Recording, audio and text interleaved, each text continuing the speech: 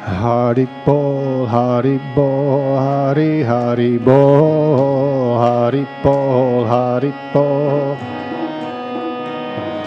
Hari Bol, Hari Bol, Hari Hari Bol. Mukunda Madhava Govinda Bol, Mukunda Madhava. Mukunda Madhava Govinda Bol, Mukunda Madhava. Rama Bol, Rama Bol, Rama Rama Bol, Rama Bol, Rama Bol, Rama Rama Bol, Rama Bol, Rama Bol, Rama Rama Bol, Rama Rama Bol.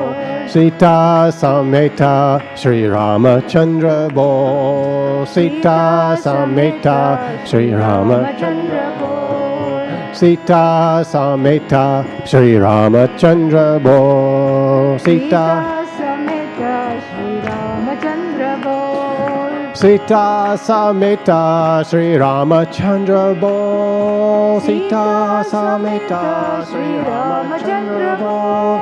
Sita Sameta Sri Ramachandra Bol, Sita Sameta Sri Ramachandra Bol, Sita Sameta Sri Ramachandra Bol, Sita Sameta Sri Ramachandra Bol, Sita Sameta Sri Ramachandra Bol, Sita Sameta Sri Ramachandra Bol.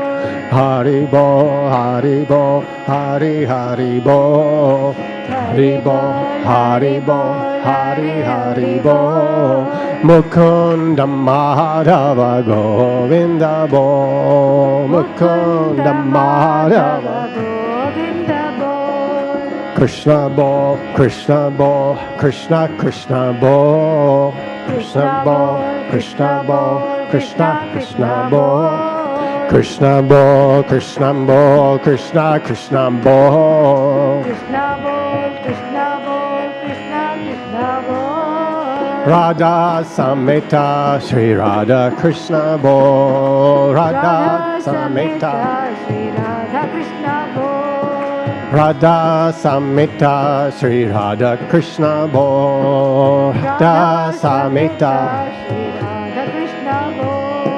Radha Sameta Sri Radha Krishna Bol, Radha Sameta Sri Radha Krishna Bol, Radha Sameta Sri Radha Krishna Bol, Radha Sameta Sri Radha Krishna Bol, Radha Sameta Sri Radha Krishna Bol, Radha Sameta Sri Radha Krishna Bol. Radha Sameta Sri Radha Krishna Bol, Radha Sameta Sri Radha Krishna Bol. Hari Bol, Hari Bol, Hari Hari Bol, Hari Bol, Hari Bol, Hari Hari Bol, Hari Bol, Hari Hari Bol. Mukunda Madhava Govinda Bol, Mukunda Madhava Govinda Bol, Mukunda Madhava Govinda Bol, Mukunda Madhava Govinda Bol, Mukunda Madhava Govinda Bol, Mukunda Madhava Govinda Bol, Mukunda Madhava Govinda Bol, Mukunda Madhava Govinda Bol, Mukunda Madhava Govinda Bol, Mukunda Madhava Govinda Bol, Mukunda Madhava Govinda Bol, Mukunda Madhava Govinda Bol. Shiva Bol, Shiva Bol, Shiva Shiva Bol, Shiva Bol, Shiva Bol, Shiva Shiva Bol, Shiva Bol, Shiva Bol, Shiva Shiva Bol, Shiva Bol, Shiva Bol, Shiva Shiva Bol. Uma Samhita Shri Samba Shiva Bol. Uma Samhita Shri Samba Shiva Bol. Uma Samhita Shri Samba Shiva Bol. Uma Samhita Shri Samba Shiva Bol. Uma Samhita Shri Samba Shiva Bol. Uma Samhita Shri Samba Shiva Bol. Uma Samhita Shri Samba Shiva Bol. Uma Samhita Shri Samba Shiva Bol. Uma Samhita Shri Samba Shiva Bol. Uma Samhita Shri Samba Shiva Bol. Uma Samhita Shri Samba Shiva Bol. Uma Samhita Shri Samba Shiva Bol. Hari Bol, Hari Bol, Hari Hari Bol, Hari Bol, Hari Bol, Hari Hari Bol. Mukunda Madhava Govinda Bol. Mukunda Madhava Govinda Bol. Mukunda Madhava Govinda Bol.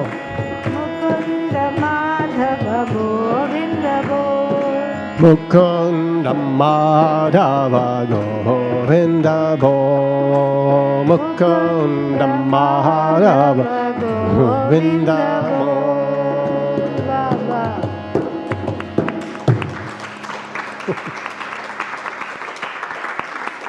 Haribol. बहुत बढ़िया. Very nice. Wonderful. Thank you.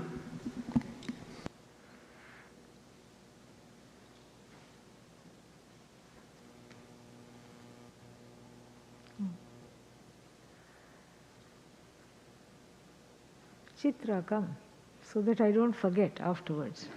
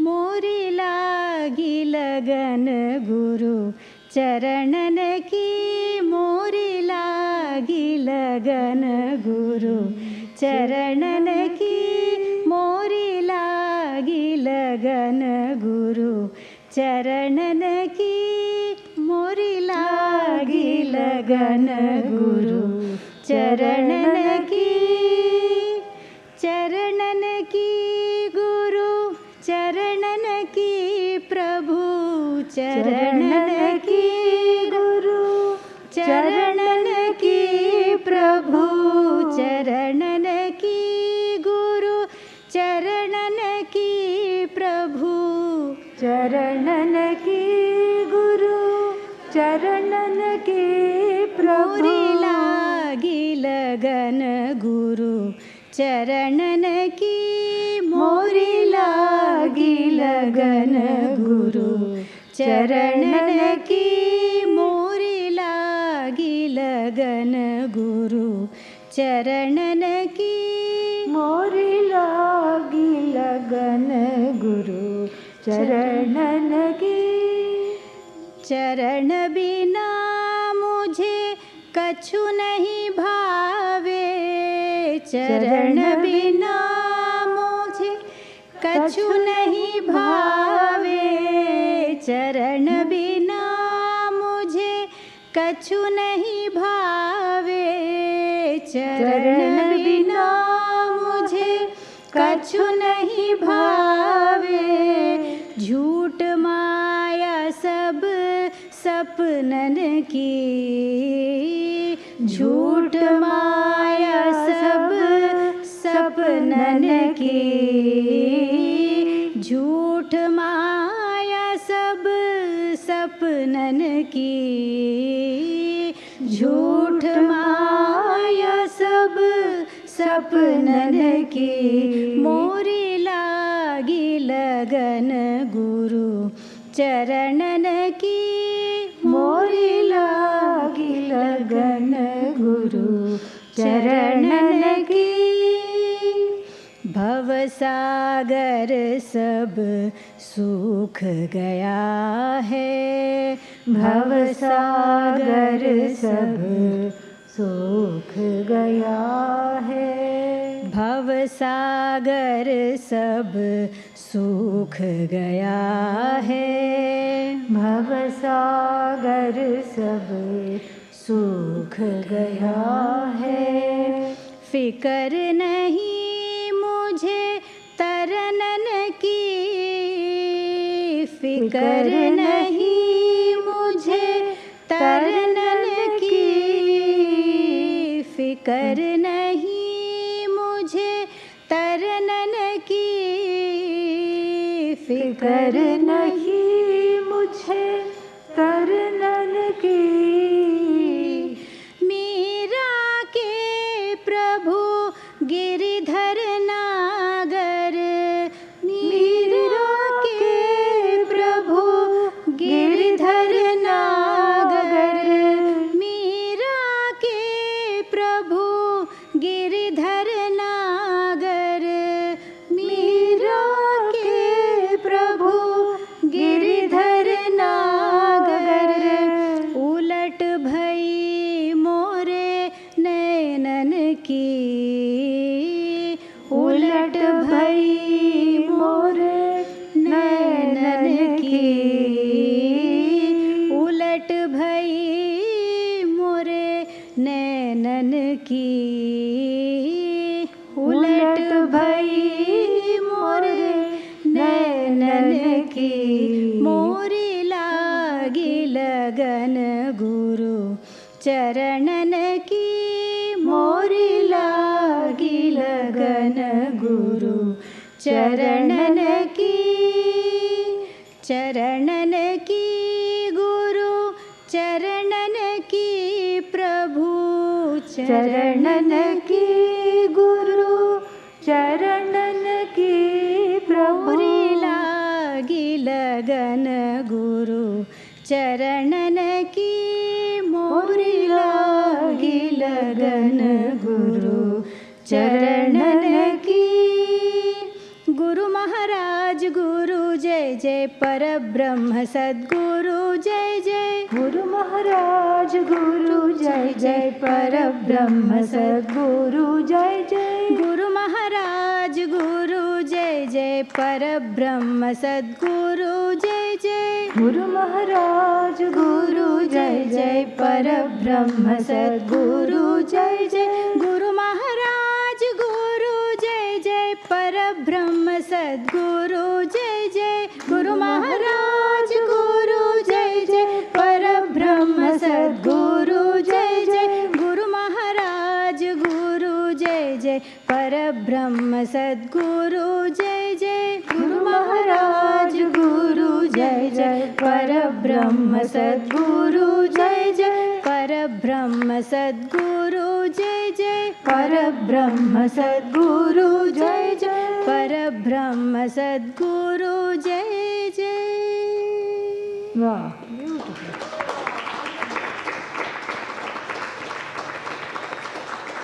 One of Pujya Swamiji's favorite bhajans. Yes. Pranam Swamini ji. Namaskar. Namaskar. My English second language, so I had to speak a little now.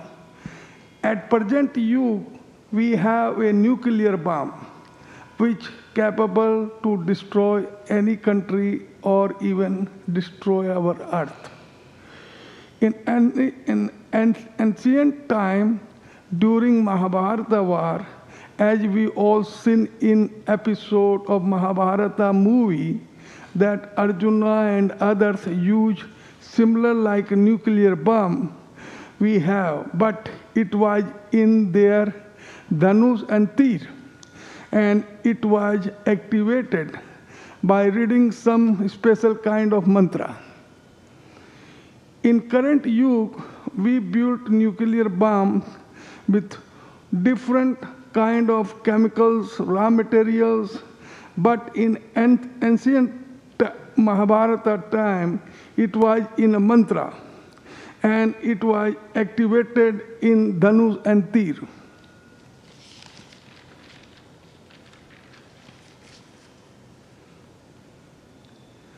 Example 1, when... Yeah, that's okay. Tell the question. What are you asking? I understood. Yeah. What is the question? My question is, okay. So, my question is that maybe if any person who develop and learn Vedanta and purify his or her body to that high level, by God's grace, person can get all powerful mantra and able to go to travel any loka. My question and looking to see your opinion, because you have more knowledge in our Vedas and scripture knowledge, a little bit. After all above example as I mentioned above. And my second question, using the Vedanta teaching, how far we can reach? How far you can reach where? In the Vedanta teaching. Ah, okay. You know, there is no... First, let's answer the second question. Very interesting question. How far can you reach in Vedanta? Vedanta is a journey to yourself, really. And the reaching is as though. Of course, now I have to answer that question about as though. I'm remembering from yesterday. So, we have to... So, there is no reaching, there is no going, there is no coming, because it's like a dog chasing its own tail. It's right there. It is the seeker is the sought. So there is no reaching, really speaking. But I understand the spirit of the question. And the spirit of the question is, once you gain Vedanta, what are all the things possible? That is what you are asking. Yes. You know, limitlessness is the limit. That's what we can, that's one way to put it. There are no limits. There are no limits. In one place in the Upanishads, maybe in Brihadaranyaka, it is said that the person of knowledge without even blinking an eye can move mountains and do so many things just by the sankalpa. But this is not why we study Vedanta. We don't study Vedanta to get world domination or to have what are called siddhis, to be able to manifest things or make things or people disappear. That is not our idea for getting, studying Vedanta. Vedanta study is for personal transformation from a sad samsari to sadananda. Okay? That is the transformation. And so for that reason we study Vedanta, because one is sick of samsara, one is sick of the strife, the conflict, the fear, the sorrow, the pain, etc. And that is why one studies Vedanta for oneself. Not to have an influence over the world, because that itself is a conflict of interest. Because the whole idea is to pare down desires and to question all these binding desires. And Vedanta comes to the one that is, as you said, correctly, pure-hearted. Pure-hearted means these kinds of desires that I want to make a difference is not there. Even the desire I want to teach, which is a noble desire, I want to teach Vedanta, must not be entertained before this is fully understood. It's okay to have it in the back of the mind. Okay, it will be nice for me to teach. But if you make that, or if you make some other thing, I want to influence world policy, I want to transform all the people, then it will not bless. It will not bless, because that desire to use Vedanta as a means to an end is not the best use of Vedanta. Because Vedanta is an end. It's not the means, It's an end in itself. And that end is you, the limitless, whole and happy you. So yes, and the second question, the first question that you asked, in Treta Yuga and Dwapara Yugas, maybe even in Satya Yuga not, because there was not conflict. But in Treta Yuga and Dwapara Yuga, these kinds of mantra-powered missiles were there. You kept the powder dry by keeping on chanting the mantra. And then it would be, these today's smart bombs are nothing. It would just hit that particular person whose name was there on each arrow, each missile. It was just something very, very wonderful. So, therefore, the casualties were less because it was just directed against certain people. Maybe it will come back. We have to wait for Dwapara Yuga. Then it will come back again. In fact, after Kali Yuga, Dwapara Yuga will come. And only 400,000 years. Yeah, it will come. We have to wait. Okay.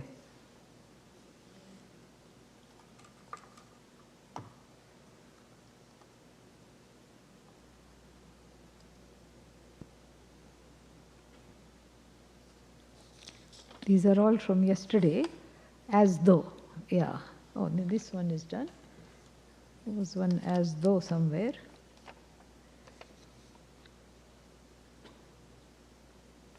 What happened to the as though?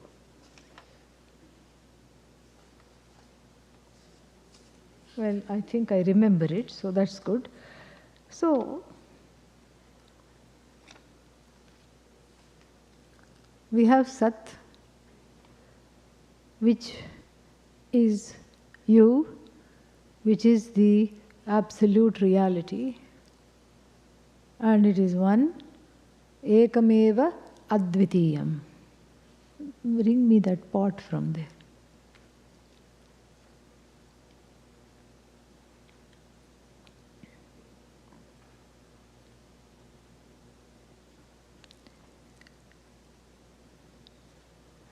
It is the truth of everything, just like the clay is the truth of the whole world of earthenware.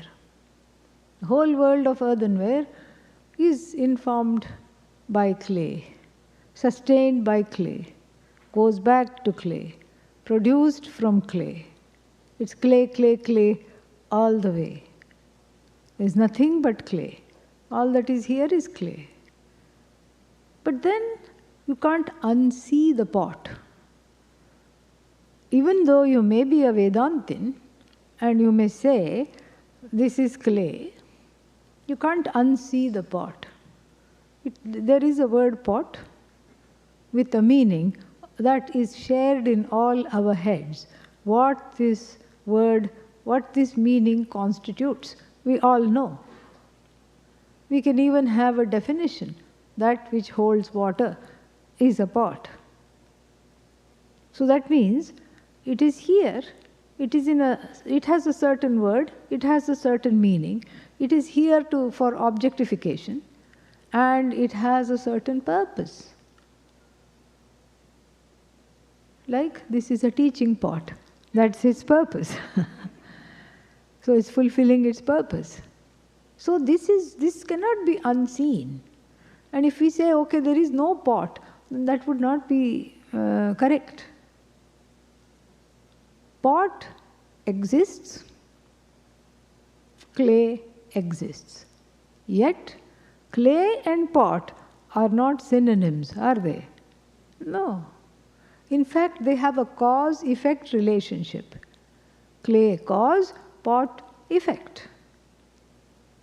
And then it's a funny relationship because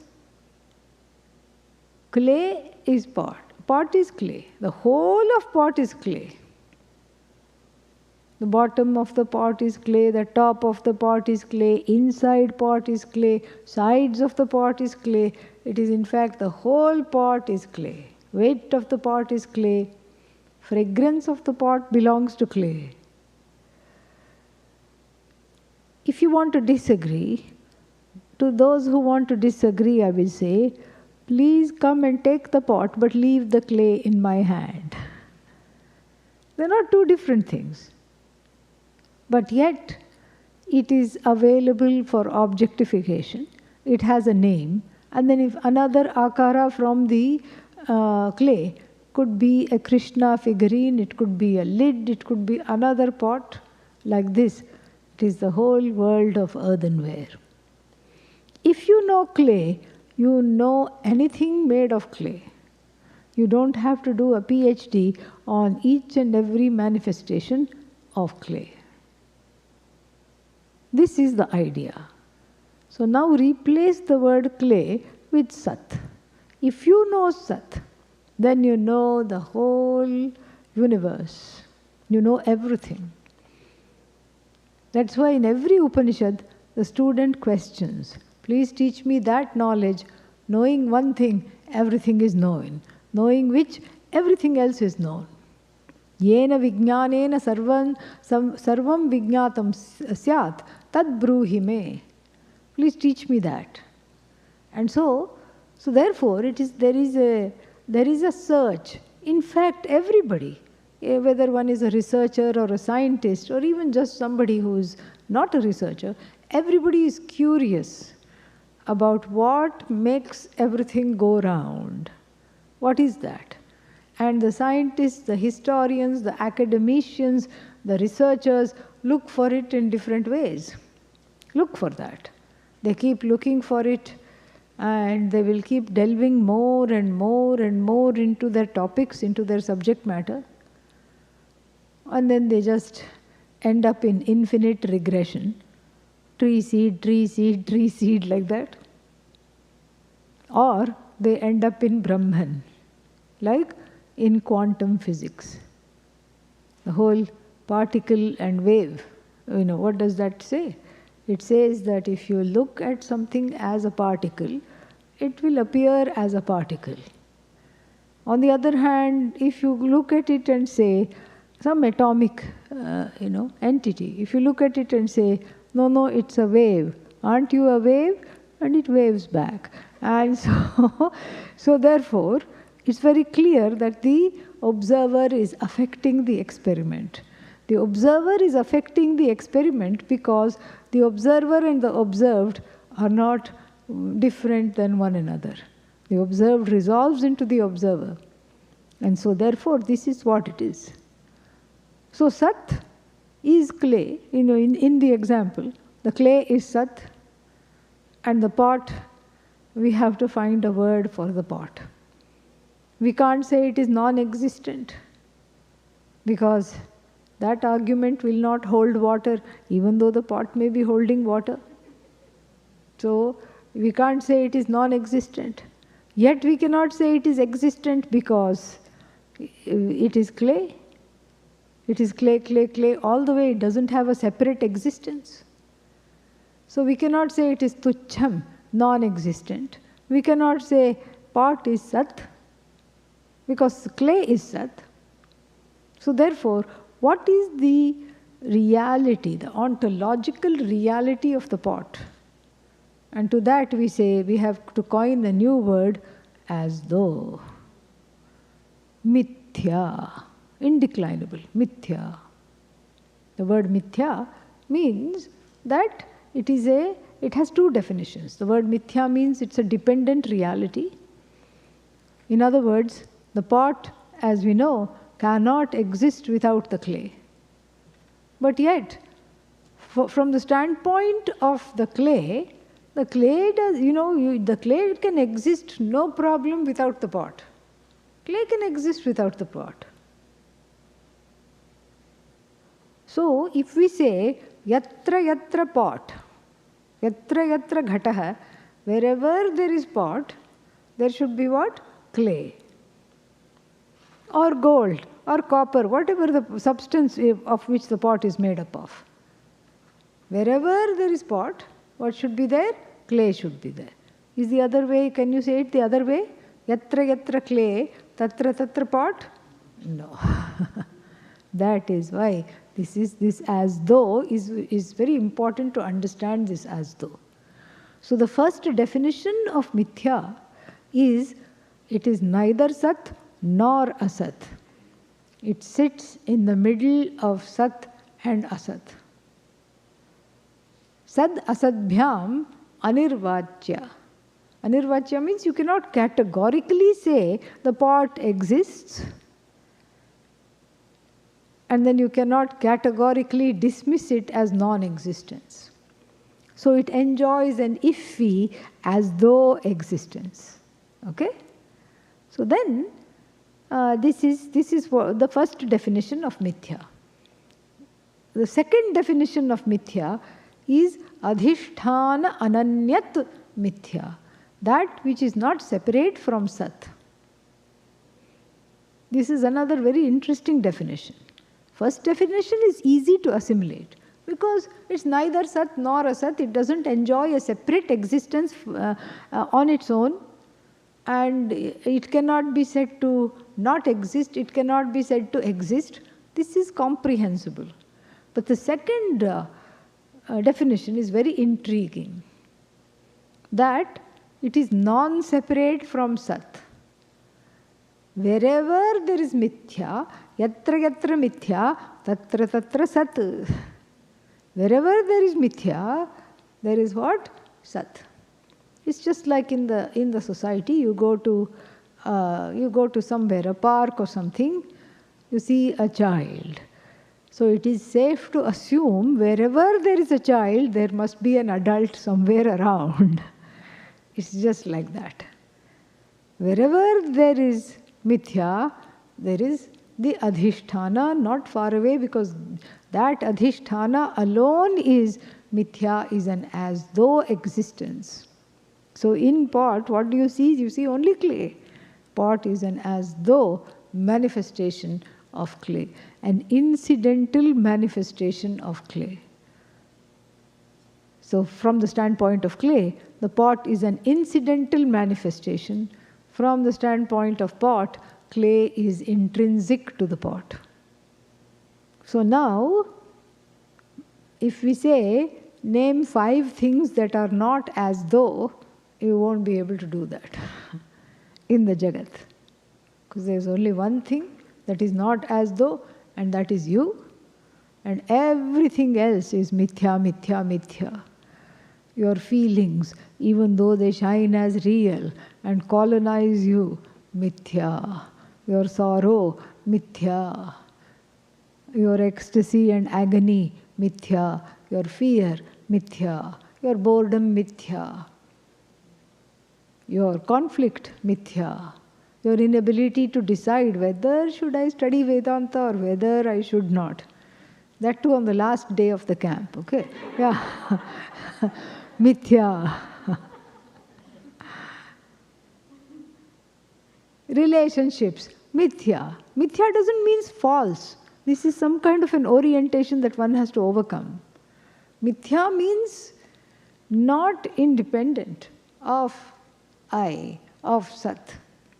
It is a dependent reality. Because anything in the world is like this. Shirt, well, it's not independent. Fabric is the cause.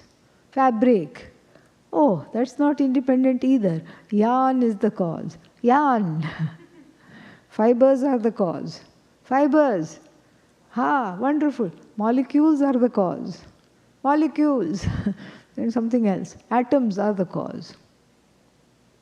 You can go on like this and you end up in Brahman. Because everything is Brahman. So anything that you think is the cause, this is how mithya is. You can never pinpoint. Anything you think is the cause becomes, as it were, the effect in another context very quickly. then you can never understand anything in mithya. Mithya, in fact, is very difficult to communicate. Sat is the easiest thing to communicate because it is you. So, if you say, what is pot? That which has potness, let us say, is pot. That which enjoys potness. Now, what is this potness? So the pot has potness? No. That's something else. Which has potness, enjoys, is pot. So that itself shows pot is mithya, because that which has potness is blessing the pot. So where is potness? It cannot be in the pot, because that which has potness is the pot. So is the potness in clay? That cannot be, because that which has clayness should be clay. This is mithya. This is, what should I say, the stuff of which migraines are made of, when you go too deep into it. This is mithya. That which has treeness is a tree. Meaning the tree doesn't have treeness. The treeness is a borrowed attribute, as though manifest and expressed by the tree. The question is, where is it borrowed from? It can't be borrowed from the seed, because seed has that which has seedness is seed. And so where is it borrowed from? The answer to that is Brahman. So Brahman has the potness, which is borrowed by the pot, and therefore pot is Brahman. Brahman ain't the pot. Yeah, Brahman is not the pot. This is why as though. As though eating, as though drinking, as though going, as though coming. The whole one chapter in the Bhagavad Gita has all this. Eating, drinking, sleeping, waking, doing everything, but not really doing anything. Navadvare pure dehi sukham aste. Sits quietly, happily, na kurvan, na karayan. Neither doing anything, nor causing anything to be done. So, in the realm of the I, so body mithya, mind mithya, senses mithya, breathing mithya, crying mithya, eating mithya, everything is as though. Study of Vedanta mithya, Guru mithya, Shishya mithya. The only thing that is there is you. You are Sat. So I hope that was helpful. Then,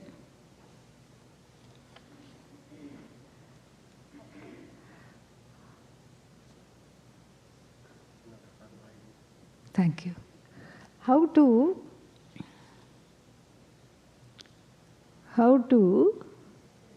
develop equanimity and not get too excited, especially when things happen according to your expectations or beyond your expectations. Through practice. Through practice. And one can do that. Suppose you win a lottery. You just found out you have won a lottery. And then soon you found out that somebody at the office passed away, you have to go to the funeral. You're not sad at all, right? Yeah. Because you just won the big lottery. And this co-worker was not that close to you anyway, so you're not that sad. But out of decorum, out of a sense of camaraderie with the other office people, you go to the funeral. How do you conduct yourself there? Yeah. You school your face to be serious. You get into the other person's feelings, and even though you want to jump, shout, scream, and do a little dance, you don't do that. In other words, you use what we discussed earlier as Dhamma. That is the way. You use Dhamma. Dhamma means the Nigraha, the ability to have a say over the ways of one's expression, especially through vak, speech, and other organs of action. And same thing we see even in tennis matches, Wimbledon, etc. The person wins, and what does he do? He takes off his shirt, throws it into the sky, throws his rather expensive racket in the air, beats the air with his fists, and then comes a very serious ceremony. He goes over to the net and the other one with a long face is waiting. It was not the other fellow's lucky day. In fact, he could have won, but prarabdha, some karma, went this one's way. And this one, the winner also knows, that could have been me. By some quirk of fate, I'm standing here, rejoicing, celebrating. That could have been me. And he's able to enter into the emotions. And 2 seconds ago, he was screaming, jumping, yelling with joy. He suddenly becomes serious and shakes hands and embraces, sometimes hugs the other person. So that is all a management of emotions, raga-dvesha management. The ability to have dhamma and shama helps with that.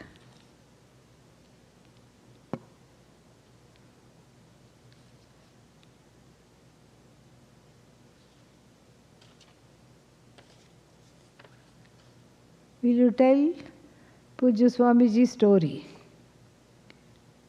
How to look to the other side when people are behaving in a non-dharmic way. The question is, why do you want to know this story?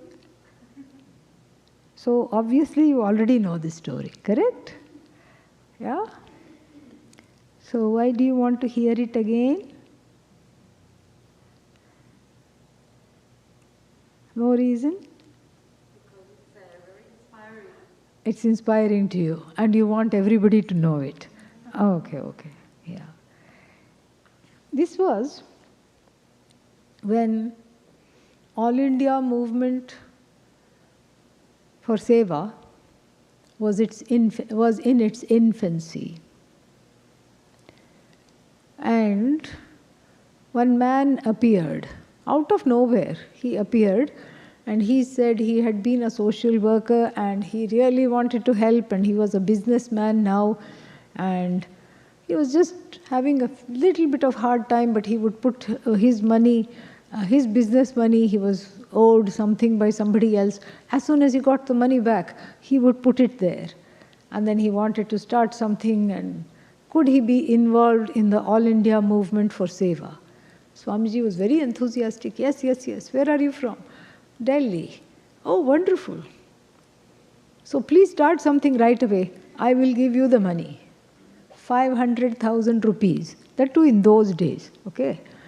Even now it's not a small amount, but in those days it was twice as much. And 500,000 rupees were given to him. And he was told to just go start a self-help group. And he said he knew how to do machine embroidery, and he would teach the women so that they could make it into bags, purses, cushion covers, what have you, and then or even dresses, and then sell it to the public. Then 2 or 3 months went by, no sign of the fellow.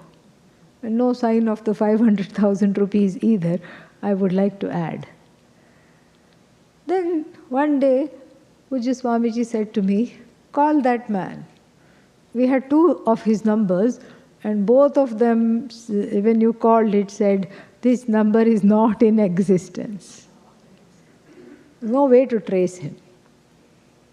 Then Swamiji said, please go and see what he has done. He had given the address and everything.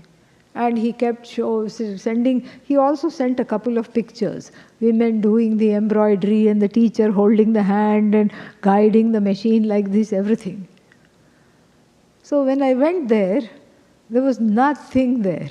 He said he had built a building. There were like a, kind of an outdoor building, with a canopy and everything. That's enough in India. And it was still winter months. So he said, by the time the summer comes, I'll close the sides and everything. That was not there. He said 10 machines had been purchased. Not even a single one was there. If we are not talking of as though here, we are talking we are talking about real non-existence. Okay? Yeah. Nothing was there. No women, no machines, no building. Then I was very, I said, oh my God, this is public money and this man is squandering it like this and he has stolen it and run off. And then I went to Pujya Swamiji, all self-righteous. How could he do this, Swamiji? And I gave him a full report. Nothing is there and all gone. I mean, he just lied and everything. And then Pujya Swamiji said, I want to tell you a story. I want to give you a scenario and ask you what you would do. And I thought, oh, he's going to, talk more about this particular thing. But it was a different story. He said, a man kept a worker to harvest the beehive. It's a dangerous thing. You have to have net everywhere and still you get stung. Not easy to keep a beehive. And so he had the hives, but he could not go there. So he hired somebody to harvest the honey. Then the honeycomb that man brought out, and he had kept 2 bottles. So in one bottle, which was for the owner of the hives, he squeezed out some, and the rest of it he squeezed out for himself for own bottle. And then he licked the hands, and then whatever was left, he just put it on the sides of the bottle, and then put the lid on it and kept it for himself. And then Swamiji said, what would you do to him? I said, Swamiji, I would fire him immediately, on the spot. I would just say, this is unacceptable, and please go find another job, and you can't work here. And Pujya Swamiji said, no, you will look the other way and not say a word. And, I was silenced. I just said, what kind of a Mahatma is this? And what is the teaching behind this? And just a very, very, very beautiful story to take everything that happens in life as part of this and to give the other person a benefit of doubt. He never saw ill in anyone. He was never quick to judge. He kept quiet. And he did not tell everybody, oh, this man has done this, and neither did it cause him to distrust. He continued to work with other people who were ready to work. 1 year went by, maybe even 18 months, I don't remember. But it was easily 1 year. Then the man came back, shamefaced, crying, and catching hold of Swamiji's legs and saying how sorry he was and could he please be forgiven. And he could not, his business wasn't doing well, so he took the 500,000 rupees and just put it in his business thinking that, when it makes money, I will do it. But then it never made money. And so he never did it. And the longer the time went, the more guilty he felt, the more pained he felt, and he could not show his face. Swamiji only said, next time just ask me for the money for your business. Straight away. So that is the story. Then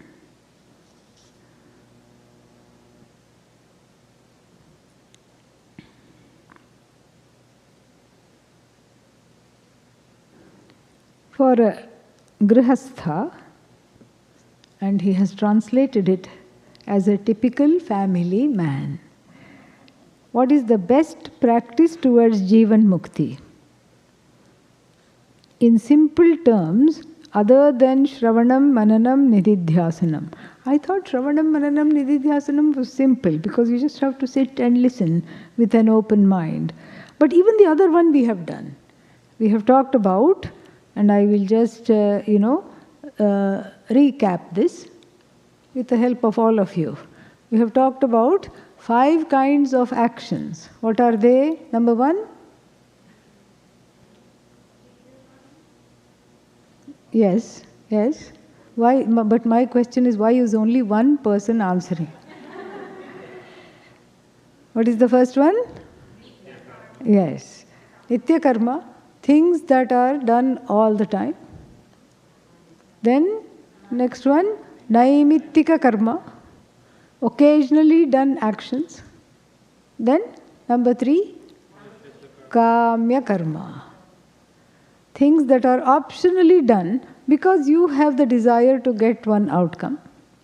Number 4, nishiddha karma, things that must never be done.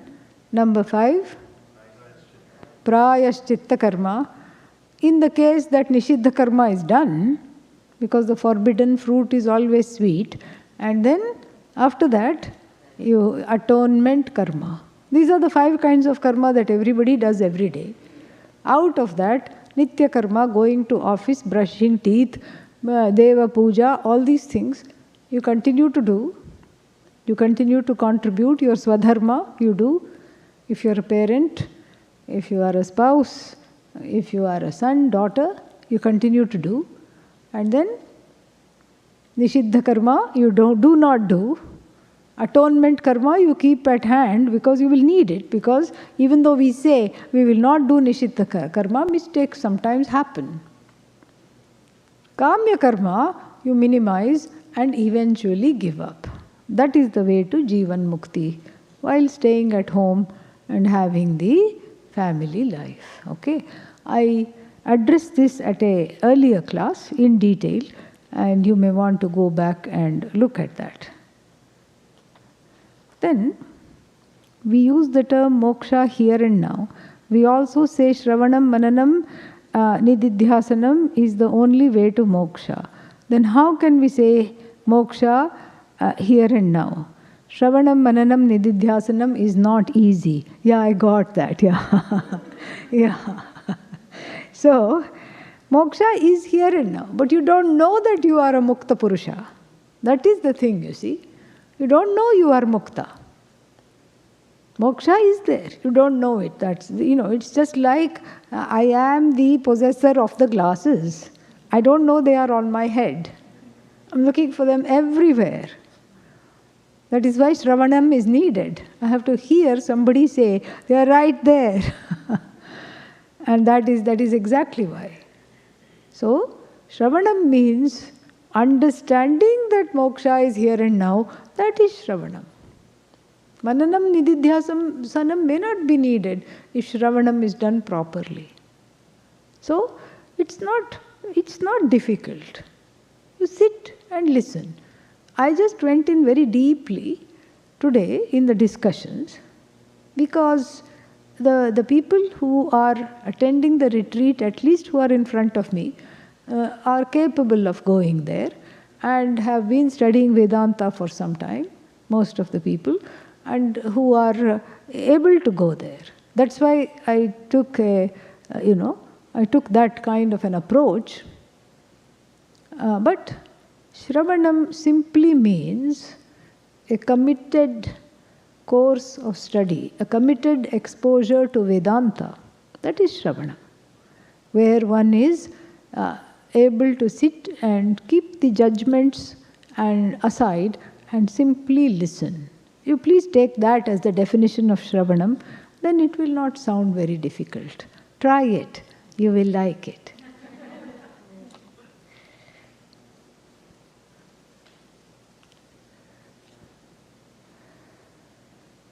If Shraddha is trust pending understanding, How do we, in our non-understanding state, decide which philosophy to pursue with Shraddha? Wouldn't the dualists, Buddhists, Muslims, Christians all tell us that we should pursue their paths with Shraddha? I don't know, see, we can't put all these philosophies in one go, okay? Yeah, it's like an umbrella. So, I don't think they would say Shraddha. Many of these, because all of them are not obviously talking about the same things. Like, for example, in Buddhism, we have a teaching tradition, which we do not have in some, and even in the dualistic, what is that called? Dvaita. Dvaita Vedanta also has a teaching tradition, so that way it is different from the other traditions. So, I don't know if we can have a blanket approach. So, but generally, if we are talking about Christianity or Islam, it's not a belief pending understanding. It's simply a belief. Such a person was there. There was a Messiah. And, if we talk of Christianity, and there is original sin.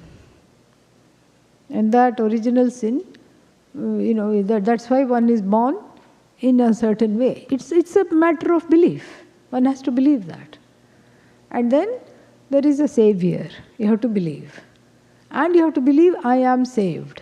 Truly believe. There is no understanding there. It is a belief-based tradition. We also have the first portion of the Veda, which is based in belief. It's totally based in belief. That you will survive this body after death. Who has gone and seen? It's a belief. It's not Shraddha. I mean, it requires Shraddha. You say even the first portion of the Veda is with Shraddha, but that pending understanding portion is not there. That is only for Vedanta. Then, having survived, first, that itself is questionable. After death, will I survive this body? Belief. Then you will go to various lokas and places. That's also a belief. Who has come back and told, I think I prefer Pitruloka to Devaloka, and I think you should also do that. Nobody knows. Belief. And once having gone there, it will be a pleasant place. Belief. And that pleasant place you will like. That's also, all these are non-verifiable beliefs. They will never become trust pending understanding. They will be just belief. We have that in the first portion of the Veda. But here, it is that, here Shraddha means something slightly different. Shraddha means you are having the reverence, the devotion, and the open-mindedness to listen to what is being told and to give it the benefit of doubt. To give the teacher and the Shastra the benefit of doubt. Because it is a pramana, it should prove itself. Just like the eyes prove themselves. You just close the eyes, you don't see anything, open the eyes, you see. And so the sight itself proves the pramana, and here the understanding I am Brahman proves the pramana. So we can't not use the eyes and say the eyes don't work. Eyes are not a pramana. Like this story Pujya Swamiji used to tell. A lady had cataract surgery for both eyes, or some kind of surgery, and she was in bandages for 4-5 days. Then after that, the wonderful day came where the doctor came and opened the bandages and then said, please open your eyes. The surgery was successful. I'm very excited for you to open your eyes. And she said, no, I'm not going to open my eyes. Then how will you see? I don't know, but I'm disappointed. What if I'm disappointed? I can't bear to be disappointed, so I'm not going to open my eyes. So, if you allow the pramana to operate, the proof is in the pramana. So, If you have the Shraddha, the eyes are open, the ears are open, the mind is open, then the sight, meaning whatever stands for sight, the understanding of Vedanta will bless. Yeah.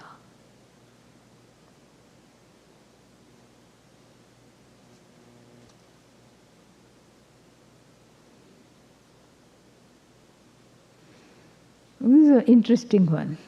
On the one hand, we speak of Bhagavan giving us things. On the other hand, Ishvara is the non-doer. How to reconcile these two? He as though gives. Yeah.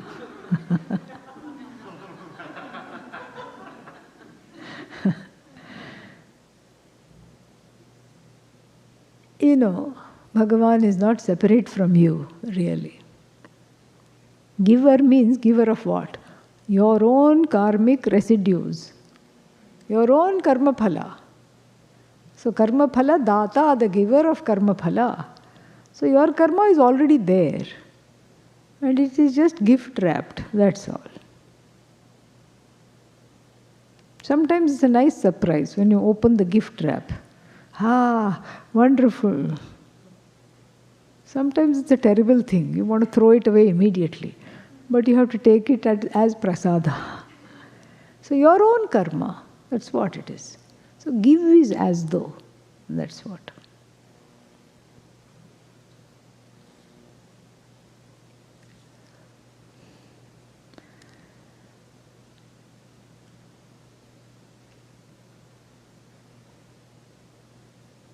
Yes, please sing a bhajan.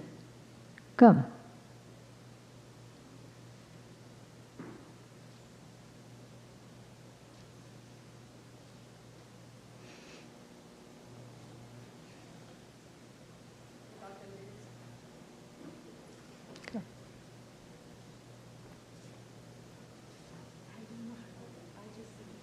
Sing, sing. Yeah. However you want, sing.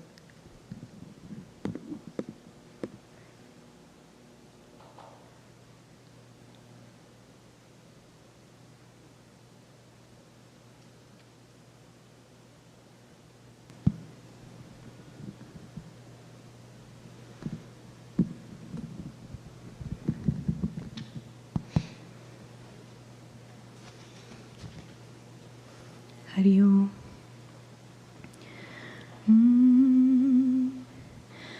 पायो जी मैंने राम रतन धन पायो, पायो जी मैंने राम रतन धन पायो, पायो जी मैंने वस्तु अमौलिक दी मेरे सद्गुरु, वस्तु अमौलिक दी मेरे सद्गुरु, कृपा कर अपनायो, पायो जी मैंने कृपा कर अपनायो, पायो जी मैंने राम रतन धन पायो, पायो जी मैंने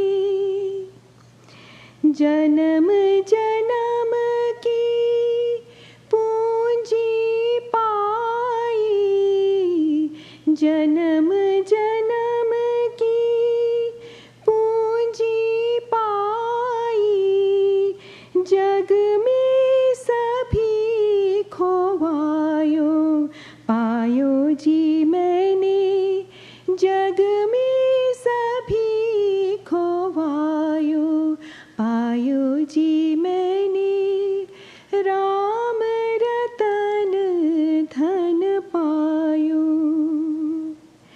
खर्च न खूटे वाको चोर न लूटे, खर्च न खूटे वाको चोर न लूटे, दिन दिन बढ़त सवायो,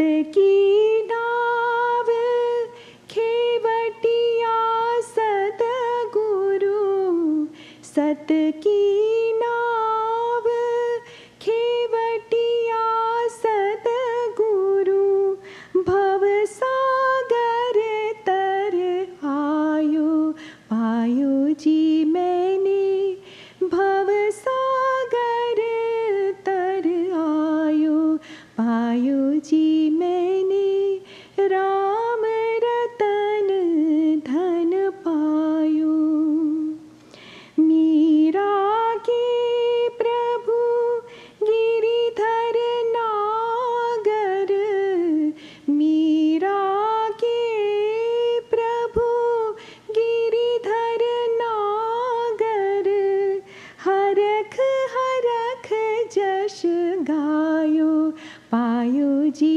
मैंने हरख हरख जस गायो पायो जी मैंने राम रतन धन पायो पायो जी मैंने राम रतन धन पायो पायो जी मैंने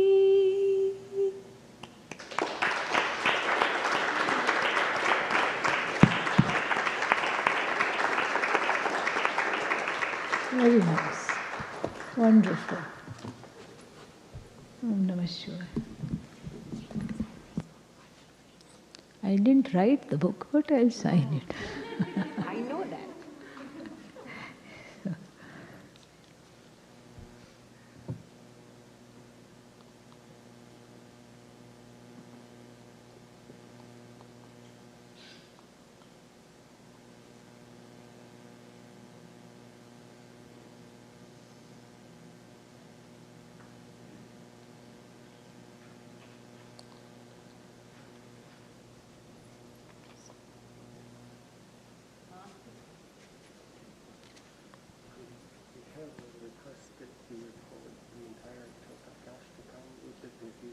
Chanting it. Tomorrow. Yeah, tomorrow we'll do that, yes.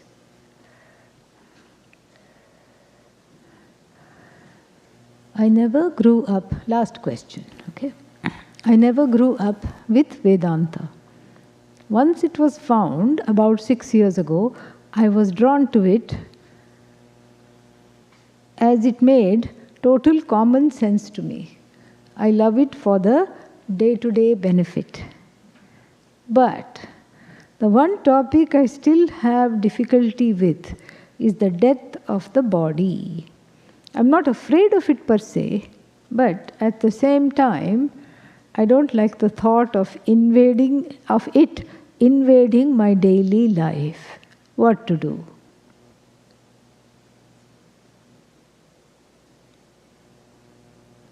This is an example of what we talked earlier, viparita bhavana. This is exactly what is viparita bhavana. Meaning, this is a habitual orientation. One learns to be afraid of death from janma janmantara, from many, many births, because this is what we see in society, and it's a very strong orientation. Death is a horrible thing, must not happen.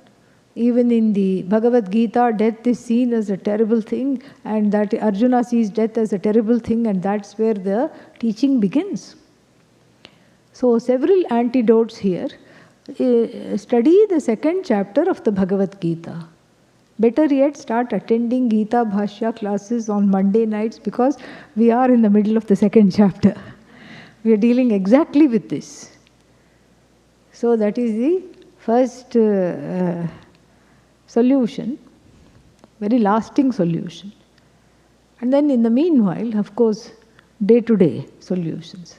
Shavasana is a very good practice. So, if you say, I don't know how to do yoga, doesn't matter.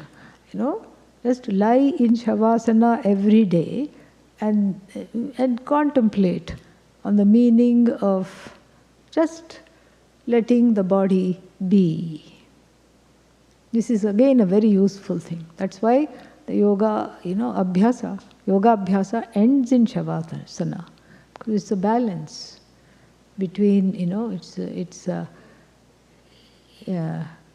it's like the cessation of all movement.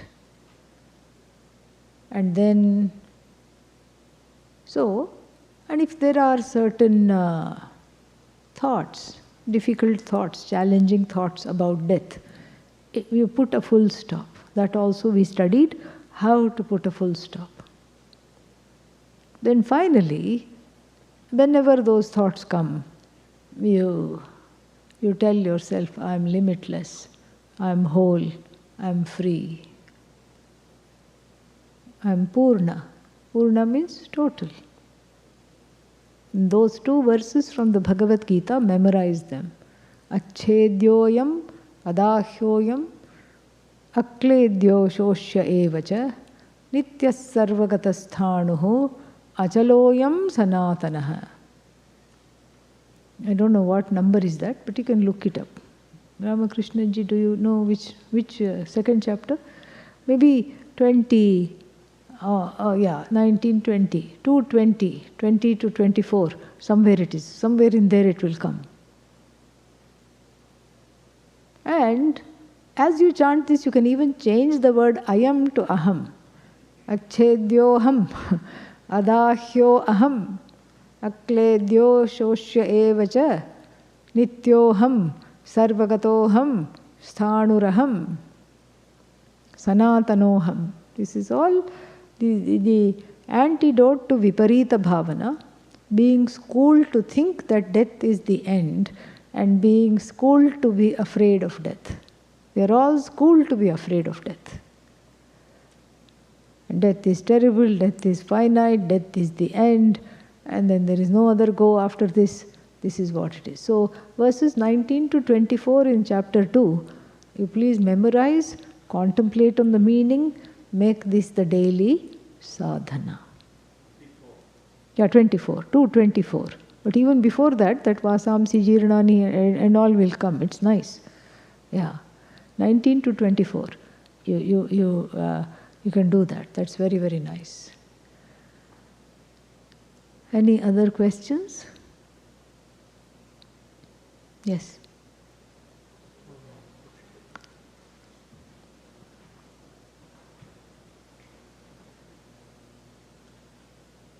Thank you.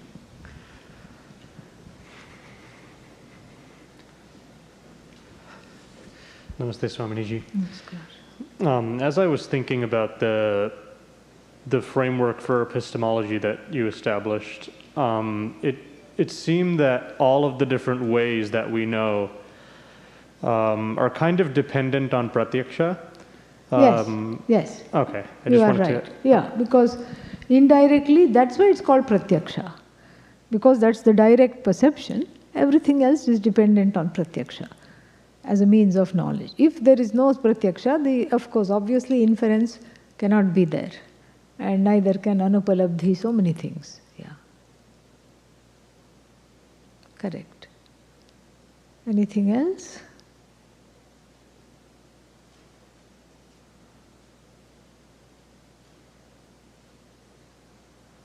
Om swasti prajabhyah paripalayantam न्यायेन मार्गेण महिं महिषाः गोब्राह्मणेभ्यः शुभमस्तु नित्यं लोकाः समस्ताः सुखिनो भवन्तु काले वर्षतु पर्जन्यः पृथिवी सस्यशालिनी देशोऽयं क्षोभरहितः ब्राह्मणाः सन्तु निर्भयाः सर्वे भवन्तु सुखिनः सर्वे सन्तु निरामयाः सर्वे भद्राणि पश्यन्तु मा कश्चित् दुःखभाग् भवेत् असतो मा सद्गमय तमसो मा ज्योतिर्गमय मृत्योर्मा अमृतङ्गमय ॐ पूर्णमदः पूर्णमिदं पूर्णात् पूर्णमुदच्यते पूर्णस्य पूर्णमादाय पूर्णमेवावशिष्यते ॐ शान्तिः शान्तिः शान्तिः हरिः ॐ श्रीगुरुभ्यो नमः हरिः ॐ. Thank you.